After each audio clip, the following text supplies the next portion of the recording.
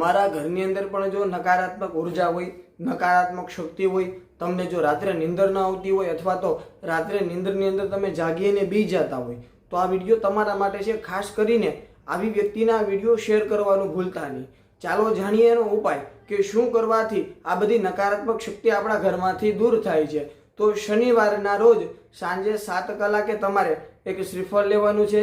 શ્રીફળની અંદર તમારા કુળદેવી માતાજીનું નામ લેવાનું છે અને ત્યાર પછી કાલભૈરવ મહારાજને પ્રાર્થના કરી અને આખા ઘરની અંદર શ્રીફળ ફેરવવાનું છે।